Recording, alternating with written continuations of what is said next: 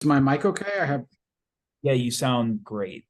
I Okay. first came across you with Chris Stuckman's post on Shelby Oaks and how stoked he Hmm. was. I mean, I've been following him for a long time, and so for him Yeah. to like build up this kind of an audience and then move over to this Kickstarter and this campaign goes so well and you're brought on and I see that you guys are in post now. Can you tell me a Yeah. little about like how you came onto that project? Was it you were brought in on early conversations or more as this crowdfunding campaign started to get successful?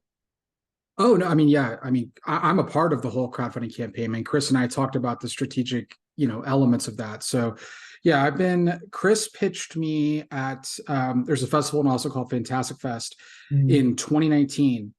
Working together, and we have a mutual friend, Josh Lobo, who's a filmmaker, and he introduced us. And Chris had one script, and I looked at that. It was a good script, but it just wasn't quite a fit for what we were trying to do. Yeah. A little too expensive, honestly. And then we started talking about a new idea, and he had this like really, really low budget idea. And I was like, well, let's build this out. Let's turn this into something more here. And we developed that together for what ended up being almost 2 years, Wow. this idea. So no, I mean, we were here from the start, the whole time, kind of like fostering this idea, helping him to figure out what would be his first feature. And yeah, it's been a wonderful process. And yeah, the campaign, I mean, look, the Kickstarter campaign only happened when I struck out in getting funding multiple times for this movie.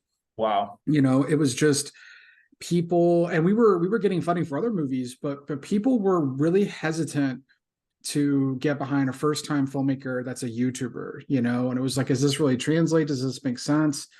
And I had raised a little bit of money, but it wasn't, as we started to kind of realize what the opportunities were on the film, it wasn't we knew how much better it could be if we had a little more. For sure. So we had the idea to try a Kickstarter. We partnered with this marketing company to do it. And the idea originally was just to take the little money that I had, get a little more money from Kickstarter, combine that, and go and make it. Right. But we ended up making enough to where I gave that money back to those investors, made it with this, and then I've raised a little extra money, from my company, from Papership Pictures, Yeah. to kind of help push it over the edge. But yeah, I mean, and we're right down the finish line right now. In fact, I was just texting with Chris this morning. There's a shot, and we were talking about some VFX and Yeah. notes on what's there, and so we're right down to the finish line here. Congrats. I can't wait to watch it. It's so Yeah, interesting that you mentioned when you were trying to get funding for this film, there's still that disconnect between YouTubers crossing over to like being legit filmmakers. And I mean, you even see it with like the Talk to Me guys who yeah, just come out Raka with Raka, film. yeah, That's right. It started with David Sandberg in like 2016, but even yep. still, it's amazing how. And I read the article. Rock was talking about how um, that disconnect still exists. Do you feel like going into the future, maybe 5 years down the line, there will be less of a disconnect there? Well, I think there has to be, because now we're seeing that. It's also just weird because I think it's a generational thing, Right. right? And I think there's just an age of YouTubers that were up and coming that taught themselves filmmaking many times through maybe Chris's reviews and by watching other YouTube videos and all this, and that was part of their education. And now they're at an age to where they can make serious films. And Right. I think we just had to kind of reach that maturation process, reach that level. And I think we're there now. So people are going to have to, but it was always dismissed because there was this idea of like everything's just like a Logan Paul, kind of idea. Yeah, It's like for it's all sure. not taken seriously. Right. And that's just, that's a very common misconception to all different sects, where they're just this and people just want to throw everybody into a particular box. Mhm. So I think it's going to be, someone's going to write a really interesting article about this, hopefully a trade, someone with some prowess, because there is now this new group that's been kind of coming through, and I think there's something really, really cool about it. Yeah. And I hope it actually does the opposite. I hope it just changes and people are like, oh, well, who's the next YouTuber that we can now make a movie with? And I'm already interested in finding that too. So I think there's something there. for Awesome. sure. It's interesting to me that you mentioned when you first met up with Chris, he had the script that was too expensive. I love the space that you're in. I've always thought that even though Blum is considered like low budget, he's still in the 1 to 5 mil range, right? And I've always thought Oh, he that. doesn't make $1 million movies anymore. They're all, and they're over 5 million now too. A Oh, lot is of that them are, right? most of them. Yeah. There's a few that are, but he's doing 15, $20 million movies now. Yeah. He's past, yeah. Yeah. But I've always thought there's fertile ground below like the 1 mil, 100K, 250. What is like the sweet spot that you've kind of found for yourself? And has that always been the spot that you've been most interested in? Have you always been a lower budget genre guy? Yeah. I mean, look, I think you always want more money. So it's not like we're turning down money. Oh, we have turned down money before, but it's been very specific. So as a producer, you have two main duties, right? And one is obviously the creative, and you're supporting the director, and you're surrounding them with the team Right. to make their vision possible and the closest it is from their head on the screen. And then there's a fiduciary duty, and that is to the investors, and that is to get their money back, Yep. and to hopefully then be able to make more movies, and create opportunities. So in order to get your money back, you have to make it for a low enough amount to be a safe spot to Right. flip it. It's like flipping houses, and it's like, yeah, sure, we'd love to buy a bigger house and sell for more, but the most likely scenario is you're going to buy a house that's a little cheaper, that's in worse condition, and you're going to fix it up, to have a higher margin. And Right. so the lower you can make the movie, the higher the margin can be if you are really good at, one of our, just go-to phrases is like, put the dollars on the screen, put the dollars on the screen. Yep. So how do we do that? So commonly we reinvest, even as producers, our own salaries into movies. We'll take deferred fees, whatever we need to do to make the movie look as good as possible. And then we're betting on the upside. We're betting there's going to be potential. And so far that bet has been pretty good for us, and it's just kind of putting your money where your mouth is, whereas there are films that we will make for $500,000 that other people are making for a minimum of 2 million. Right. And if we make 1.2 million on that $500,000 movie, we do great. Right. They make 1.2 million on the same quality film, and it's a loss. For sure. So that's really what we're trying to stay in. And I would say, I mean, our sweet spot, every movie is different. So there's a sweet spot for every individual movie, right? Whereas I think, okay, this has like maybe a star or two. Yeah. This one could sell internationally. This one checks this box or this box, that we could maybe go a little here, or no, this one has to be the least amount. I mean, we have a movie we're about to start that is extremely low, that's in that like, $100,000-$200,000 range. Yeah. But that's because it needs to be made for that range. And then we have another movie that we're going to start when the strike's over, and that's like 5.5 million. So it's just what makes sense for each of those. But I would say our bread and butter has been this 500,000 to 1 million space. Okay.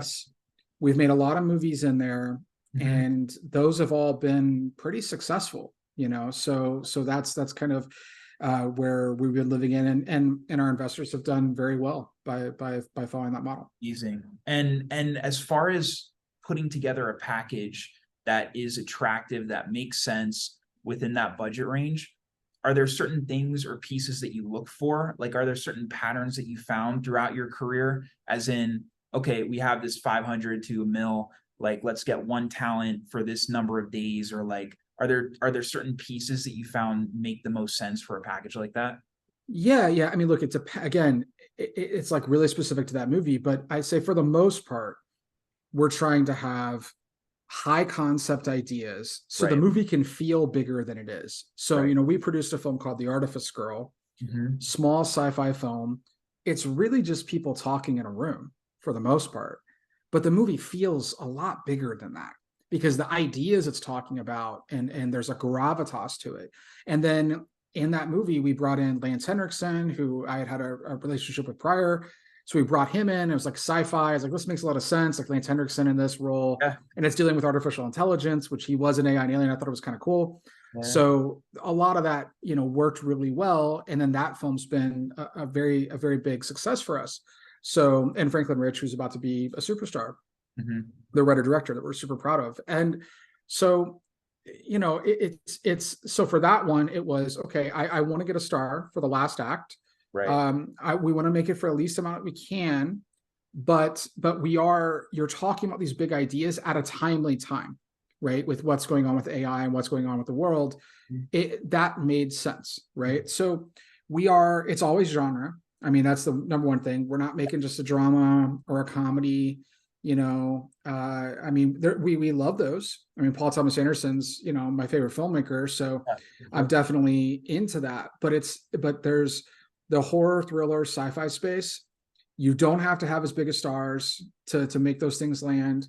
And then, you know, it's like minimal locations, because so one of the things we've noticed is that when you have this finite amount of money, you can spend a little extra in particular areas and then a lot less in other areas. Right. And then those become like your big trailer moments and things to kind of like sell the movie off of. Yes. Like we made a horror Western called The Pale Door. Yeah, of course. And that was a film that had all kinds of problems. I mean, it was literally the most difficult thing we've ever made. You directed one too. I did. Yeah. And with that, you know, there were moments where I had this whole thing planned out and we lost money. Like in the middle of shooting, we lost money. We also lost days of shooting because we had tornadoes and stuff. So there's moments in the movie where you're like, wow, this looks beautiful. And like, it's all there. Then there's other moments where I'm literally just going to Andrew Baird, who also shot Shelby Oaks, the DP, my good friend. And I'm like, dude, put the camera on your shoulder. We got to go. We're going to figure this out, you know, because we have no time. Yeah. We have to get this. This actor leaves on a flight in the morning. If I don't get the scene, we're done. So it was those types of things. But then we had time where I could build a church, turn the church practically upside down, you know, vomit out a black crow out of Stan Shaw's mouth. Like, you know, we could have these witches that are falling from, you know, balconies and all this stuff, like falling down the stairs, like all these things can happen. But then you just have to like, okay, we're spending all the money here and all the money here. And then you have to hurry through these other pieces.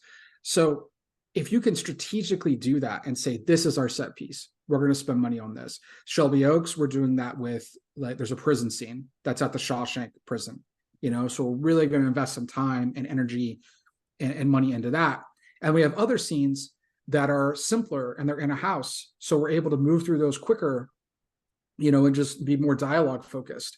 Right. But it's like, how do you, again, it's all a magic trick. It's like, make this thing feel bigger than it is. Yeah. And Shelby Oaks is a great example of that, but that's something we focus on all the time. So it's like, what are those opportunities to kind of grow it without having to spend a ton of money? The Pale Door, you definitely had those trailer moments. You can see it. I mean, you just described, it's like, it's all there. I would imagine at this stage for you, it's almost become like a snowball effect. Like even what you're saying in terms of, you know, it's worked out for investors. If it works out for the investors and you got that relationship, and it makes it way easier down the line of like, oh, well, it worked out here. Now let's do it again. But this podcast is called Hollywood Beginnings. So I'd love to take you back a little bit to the beginning films. And I know you've directed things, you've produced things, you worked on shorts. But for you, what was the process like in terms of learning all the things that they don't teach you in film school and executing on them? Like, can we kind of go back a little bit into your headspace with all that stuff? How did you figure it out? How did you put this crazy puzzle together? Yeah. Well, I mean, first off, I think there's something to be said about this like willful ignorance, where you're just like, you don't know what you can't do, so you just try things, and then you're like, oh wow, that was really difficult, but you kind of force yourself to figure it out. I'm a big advocate in, I'll just do it. Like I don't have money to pay someone to do this for me, but there's YouTube and I can Google and I will research.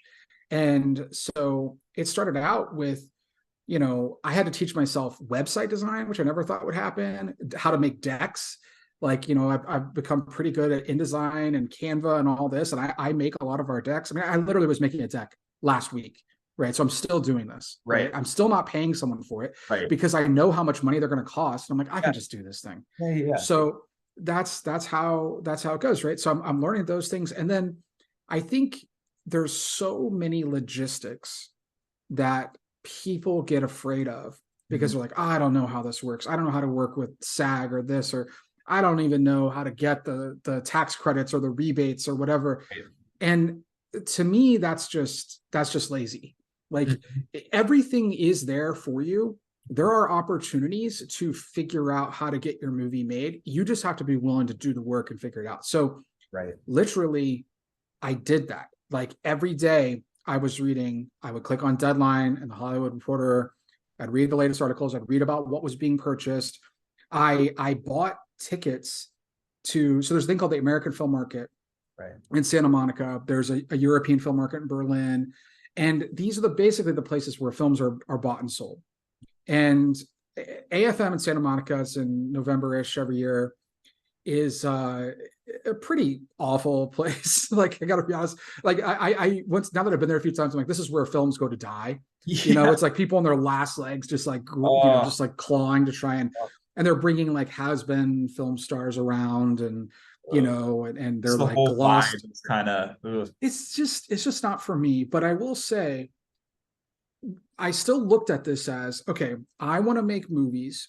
The people that are going to buy movies and invest in movies are there, right. regardless of, well, they're not going to meet with you. They don't want to talk to you. You're not going to sell anything. You're not going to get someone to give you money. And I was like, okay, fine. I hear you. I hear everybody telling me this again and again and again, but they're there. So I'm going to go there, because it was just this mindset that I had that, like, no. So I set up meetings. They didn't show up. And my decision was I wasn't going to pitch anyone. So that was where it started. And this is before Scare Package, The Pale Door, all this. Yeah. We had made Camera Obscura. That's a different thing. I could talk about that. That was a weird scenario. But I did this during that time too, while we were still trying to get that financing. But I remember just showing up and saying, look, my name's Aaron. I have a company. I'm going to be making these genre films, but I want to know about what you're looking for. So what I've learned is a lot of people want to talk about themselves. So just give someone a floor, flatter them, give them a floor to talk about themselves, and say, what are you looking for? Oh, that's so great. And then research, like, go into the company, know what they've made, know what they're looking for. And then just like, I love what you did with that. Like, that was such a smart buy. Like, it had such an impact. I love what happened in here. And, in that movie and this movie, I can really see what you guys are doing. It's really exciting, and if you keep talking, you get them talking about themselves, they will eventually ask you, so what do you do? What are you doing? Right. Yeah. Then it's changed the entire dynamic, right? Now they're actually curious who I am and what I'm doing. And then my reply is, look, I'm a filmmaker. You get pitched all the time here. The last thing you need to hear is another pitch. Here's a pamphlet. It's got some films. Just remember my name. I'm going to be here. I'm going to get some films made. And I think we have some things that'll make some sense. And if I think one's a perfect fit, I'll follow up and I'll talk to you about it. And sometimes they're like immediately flipping through, like, what's this? What's this? And I'm like, oh, that's that. Yeah, well, that's, there's not a lot of money needed for that, but, we're looking. And I will say the first year, nothing. I got no money, but I met everyone and everyone remembered me. Wow. And then I came back the next year. I had both Scare Package and The Pale Door were in the can. So when I came back, then at that point it was, oh my God, you actually have made this thing. Like, you did this that we didn't know was possible. Or actually, sorry, it was Scare Package was the only thing that was in the can that year. Then, but I had most of the money for The Pale Door at that time. And, so what essentially happened is I kind of flipped the script. They remembered me. And then each year I just became someone that was continuing to do what I said I was going to do. Right. Because the industry is filled with people who talk about making movies and they don't actually make movies. Right. And you quickly realize who those people are and who are the ones who are actually going to get shit done. Right. And so I got movies made, and I found a way to, and again, we can talk about fundraising very specifically and what that means, but so much of it was just having this mindset that, okay, if you can fund a movie and you're at this place, I'm going to that place. Right. And I'm going to be there, and I'm going to make my presence known. Right. And there's people I still talk to this day that I met from those first meetings at AFM who have now moved up, right? And they're at even bigger companies and they're doing even more stuff and they remember me, from years and years ago. So that's there. And then, specifically, I think you just have to know, I wish in film school they taught me how to ask for money because as a producer, you have to ask for money and you got to be comfortable asking for money. And you also have to eventually get to a point where you realize the people you're talking to are constantly pitched. They are hit up every day to invest in something. Right. So you have to change. Again, I'm a big believer in Freakonomics, which is understanding what motivates someone else, right? In order to so if I know what motivates you, then I know how to pull you into my sphere, right? Because I'm supplying what your needs are, right? Yeah. So once you realize that the people who are investing in movies need you, you don't have to have them because there's a lot of them. They, though, need you. And if you make a good movie and you know what you're doing, they will want to work with you. So if you come in with you need me, but not being a dick about it, you know what I mean? Yeah. You're humble, you're kind, you're not asking. And a no is not a bad thing. A no is good because you no longer are wasting time. You're moved on, to someone else. Mm-hmm. So it's just about understanding that, these people who have money, who are willing to give it, they're pitched all the time. So how am I different? And how is this something that this is a benefit to them? Listen, this is going to be a great investment for you. And here's how I know it. And here's the data that I have behind it. Here's my belief in it. Because many times they're investing in you as much as the movie. Yeah. And that's been a big part of my entire career. It's just really I have a lot of people who never even read a script. They don't look at anything. They just, at this point, they're like, Aaron, if you're telling me this is what I need to do, I'm in, I love the tenacity that you had to go to this festival, to go to this market, and without even having projects that had funding or you just had a pamphlet and you just made your presence known in a humble way. That's something that I haven't even thought of. I mean, my perception of it, again, this is all about mindset, right? My perception was I don't belong there yet, or I need to stay in my own corner and continue doing my thing or whatever. But it's at the end of the day, you want to make movies, you need funding to make those movies. So why not go to the place where everyone's at? Did you just go to AFM or did you go to some of the others in those early years? Well, AFM was the one in the States. I couldn't really afford to go to Berlin, it's insane. And whatnot. Yeah. TIFF is also really complicated with Toronto. So AFM became kind of that annual thing. And then what was nice is, even with you just had quick meetings, I could follow up. It was hey, it's Aaron from AFM. And they were oh, I remember you.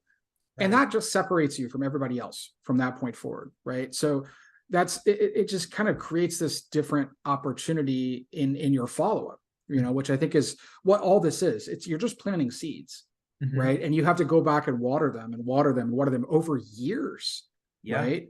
Yeah. And then you become this person who's they're still around, because it is a war of attrition. People just drop off. I mean, I can't even tell you how many friends who started making movies the same time we started making our first short films, and they're not even in the industry anymore. Yeah. Completely. Wild. And we're on, film 15 at this point, feature film 15, So I think it's just, it is a mindset thing, right? Definitely, but it's still extremely hard. I mean, don't get me wrong. There's a grind. And again, it's a war of attrition because people drop off. They don't drop off because it's easy. They drop off because it's hard. Yeah. So you just have to be the one that's nope, I'm not doing this. I mean, I went back and spoke. I graduated from Full Sail University back in the day. And oh, nice. They, I was back there. I was talking with one of the teachers, and he was telling the story. And I hadn't seen this particular professor in a really, really long time. I think even since I was at Full Sail. And he's I remember you, and here's why. There was a moment where Full Sail has these combined different tracks, as they call them. And everybody was in one group at the same time. And they were talking about, who's going to make it in the film industry. And I can't remember what the numbers were or whatever, because I don't remember this at all. But he said that there were, 200 people there, and he's like, okay, everybody sit down now. 5 of you stand up. That is how the U5 stand up. It's like, that's how many of you are going to make it out of this in the film industry as full-time, like writer directors. And apparently, being the brash person I was, I stood up. and there's like this group of 5, and I stood up over here, and he's like, what are you doing? And I was like, I'm gonna make it. And then they laughed or whatever, but it was the thing. I was like, no, listen, if that's the group, then I'm in that group right now. Yeah. And it was just it was just the way I looked at the world, because there was nothing I wanted to do more. And to this day, there's nothing I want to do more. Right. It is such a passion. It is the most fulfilling, wonderful thing. As tough as the industry is, it's the best thing in the world. And so you just kind of, it started there, I guess, which I don't even remember that, but like, and then another teacher said the same thing. They remember that from me. So I guess it's true. But yeah, that was my mindset back then, and it's my mindset today in every way. When it comes to filling in the gaps of your knowledge, you said that it is lazy, and I agree. It's lazy to not fill in those gaps and just expect, oh yeah, like people are just going to give me money for my thing and I'm going to get it off the ground, whatever. Was that a combination of the people that you met and just ongoing conversations with them, as well as you like kind of reading Deadline? Or I guess I'm wondering, are there any like resources that you turn to that really help fill in all of those gaps, or just watching YouTube videos? Or what was that like for you? Yeah, I mean, look, it is all the above, but I would say a big part of it was just finding like as something is made and someone gets made, I wanted on-set experience. So I was on set as often as I could. So that was one facet. Cool. But as someone got a movie made, and if we became friendly, I would want to know how that movie got made. So how'd you raise the money for that? Like, what'd you do here? So who'd you sell it to? And maybe they didn't tell me all the numbers or different things, but I was able to just piece together, something here, something here, something here, right? How does this work? And, and I would ask folks, there was a basic understanding of, okay, if I can make it for this and I can sell it for this, that's a success. Right. So I knew those two things. So it was like, how can I just make it for less? Because once I saw some friends' films and I was like, wow, that was sold for how much? And I was like, I think we could do that, but I need to make it for less. So how can we make it for less? And then you saw, so you're trying to kind of find that. But I mean, I remember, one of the first people that I learned a lot from was Travis Stevens, who's a producer who's now went on to make, Jacob's Wife, and a number of other great feature films as a director too. And he produced a movie called Starry Eyes. And I was an executive producer on that movie. And the way I became an executive producer on that movie was I heard about the project, sought it out, emailed. I knew someone who knew him that was a friend of mine actually from film school, who's another filmmaker, actually, Evan Katz, who made a movie called Cheap Thrills. And so Evan introduced me to Travis, and we were talking at South by Southwest when he had a film there. And I was like, look, I'm curious, like, what do you need to get this off the ground? And he's like, look, I'm trying to raise money for it. And I was like, okay. So if I could help you raise some money, just literally bring some cash to the table, can I learn from what this is? So that's what I did. And I put some of my own cash in, and I raised additional money, put it into the movie, and then was, learning as they were making this low budget horror film that ended up being a pretty big success. The directors of which went on to make the new Pet Sematary film, right? Dennis Widmeyer and Kevin Kolsch, wonderful people. And that was kind of like a quick little education in seeing. And then because I was on the investor side, I saw the money that came in from Dark Sky Films and MPI, who was our distributor. Right. We played at South by. I saw what happened from the festival side. Wow. I saw what happened in output deals internationally. Yeah. So seeing the funds that came in and what it took to break even and how that was done was very eye-opening for me, for sure. And I had a path forward.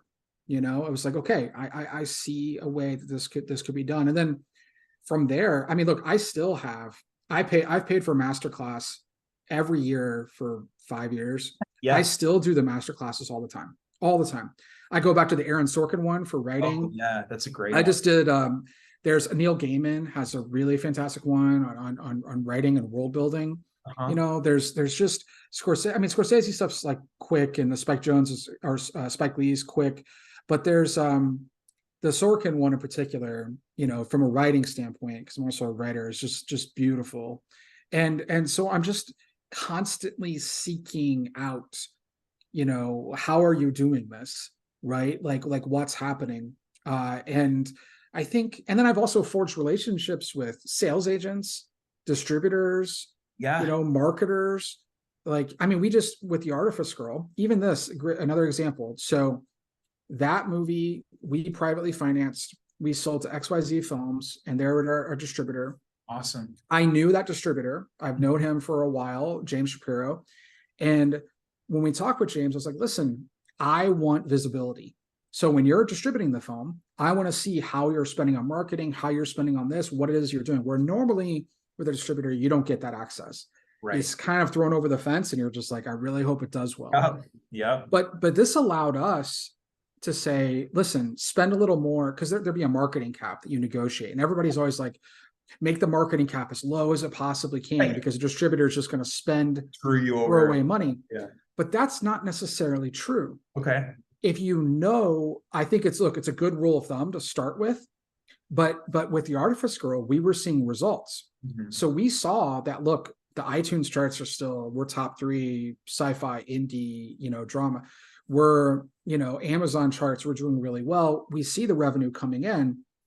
I said, listen, it's equitable. That's the key word. Is it equitable, right? Is the investment worth the return? And I said, yes. So go ahead and up your marketing cap right now. Spend more on marketing. We're going to allow it because it's going to generate more money. So if you have that kind of data and that access, then you can make those calls. Right. And so again, so that was me learning.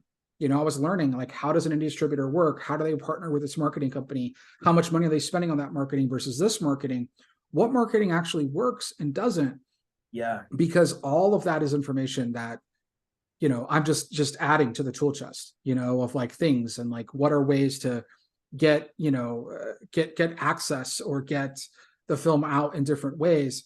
We do deals now where we'll work with a distributor and we'll carve out specific things to say, you only own this part of the film. Right. We're going to control all this stuff. Make it like super specific. Yeah. Yeah. Because I know I can sell it to Australia. I can sell it to the UK. Mm-hmm. I could do a theatrical on my own.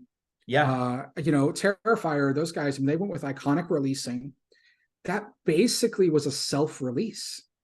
Like, there's not, it's not done in that way. So there's just, it wasn't in a technicality because it was Cinedigm and Screenbox and how they did it, but right. But there's a world to do the same thing. You just contact Iconic Releasing and work out a deal. And then if you can raise money for marketing, then you can spend it. And then now you get everything.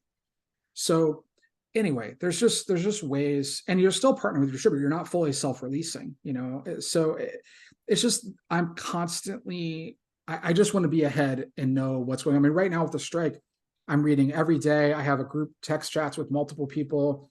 What are you hearing? What are you hearing? What are we asking for? What are they pushing for? Because knowing what the guilds want and knowing what the AMPTP wants tells me what the industry is going to want, right? And how we can position things, right, and how we can be smart for the movies we're making. Right. When it comes to approaching financing, if we can dig a little bit more into the nuances of that, I'm sure every project is different. I'm sure that you've met some people through these like markets, but is it dentists, doctors, all the above, just people who invest in movies? Like, what is your approach like? Yeah. So Jacob, if you want to invest in a movie, I want to talk to you. Let's put it that way right now. You're on the list because you're a person I'm talking to. That's right. Yeah. If I see you're wearing a Rolex or something, I'll probably pitch you. I'm not kidding. I do it all the time because what I know is what I have to offer. If I can bring in more private equity, that's more freedom to make the movies the way we want. Yes. And we know we make money on our movies. So I feel extremely comfortable going to anyone because I think they're lucky to be able to invest. Absolutely. And the more I come in, the more movies I can make and the more money we can all make together. Absolutely. So, but the first one you said was dentist. That absolutely has been a key for us. We have a few dentists that have invested over the years. Wow. I remember early on this was like 2015, 15 or so, so like 7, 8 years ago, or 23, I guess, eight plus years ago. There was a dentist that I had run into, and I had learned, I think it was Sam Raimi said something like, dentists are bored and they invested in Evil Dead. Yeah, And I was like, that. Yeah, right. So yeah. I remembered that. And I was like, okay, so that's what Sam Raimi did, then that's what I'm going to do. So I sought out, literally asked if friend knew. I didn't know any dentist. Like I was too cheap to like had to even go to. I didn't have insurance at the time, So I was like, okay, who's a dentist someone knows? Met someone, and I said someone who likes movies, a dentist who likes movies, and that's a pretty good subset, so I found this one guy. And he's like, hey, this sounds pretty cool. I was like, listen, yeah, we're gonna do it differently. We're smart people. We come from tech. We know how to balance a budget. I've worked with companies and managed budgets before, et cetera, et cetera. And I remember he was interested. I was pitching him at like a little dinner. We were having like drinks. And then he said, listen, I'm going to go to this retreat with a bunch of other dentists in like Fort Worth, Texas, outside of Dallas. And I was in Austin at the time. And if you want, like you could come, you could show up and you could pitch all of us. And I was like, okay, great. A retreat of dentists. Yes. Yes. Yeah. So I go to Fort Worth, Texas. They're on this ranch that's like, they've rented out the entire ranch. There's like animals roaming around. It's all part of the experience. It's like debauchery. I mean, like literally the night before they had hired like a stripper and stuff. It was like all kinds of craziness. These dentists are like going hard. Yeah. Beer cans, this whole thing, alcohol. I was like, oh my God. So when I arrive, I'm like, what is this? They're like, we went hard last night, and I'm there, and they're like, hey, can you come back later? We're all hungover. And I'm like, yeah, sure. So they gave me a cabin. Like there's all these different cabins. There's one main cabin. Gave me a cabin. I'm just working on stuff, working on data, trying to understand. Finally, they knock on the door. They're like, hey, we're going to have lunch. You want to come? So I come over there. We start having lunch, and then they're like, who are you? I'm like, I'm a filmmaker. And why are you here? And like, whatever. It's like, well, he invited me and I was going to talk about this. Like, oh yeah, they basically pull their money together and will invest in things. And make a long story short, that afternoon, after lunch, they were like, okay, go up there. There's an actual stage, an actual platform. And I stood on there and like, tell us what you're doing. And I pitched this group of dentists hungover at a cabin in Fort Worth. And that day, I think I raised $150,000, like immediately that day. And then since then, I've continued to bring those investors in. They've invested for 10 years now. Yeah. God, unreal. So you can't make it up. That's something. That's wild. We're going to be kicked off in about a minute here, but I just want to say this type of conversation does shift mindset. Like it's one of those things where you're just in this world, you're making stuff, whatever, but then being able to talk to someone like you, hearing your story, hearing how you think about things. Like I'm definitely going to go to AFM this year. Like I'm definitely going to start talking to dentists and trying to fill in those gaps of knowledge and everything. So you just have to go for it. Well, thank you for saying that. And so much of this is just get out there and go for it. It might not necessarily be AFM. It could be just this event, this situation, this film festival, anything. If there's someone there who you think can help make your movie, position yourself in a place of power to talk passionately about what you can do, and people will follow that passion. But you got to get out there and do it. And then once you fail, do it again, do it again, do it again. Absolutely. It's all about that energy and whatever it takes to get the film made. 100%. I appreciate you so much. Thank you so much for talking to me. And I'd love to just keep in touch. Yeah, please do. Yeah, man. Absolutely. Awesome. Yeah, we're down. You continued success, and I'm stoked to see Shelby Oaks too. Should be some news soon. Yeah. Incredible. Have a great day. All right. Awesome. Thanks so much. Bye. Bye.